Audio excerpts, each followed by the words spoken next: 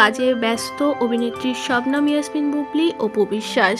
5 মাসের অন্তঃসত্ত্বা হয়ে জোর কদমে কাজ করে যাচ্ছে অভিনেত্রী শবনম ইয়াসমিন বুবলি। অন্যদিকে অপু বিশ্বাসও কম যায় না।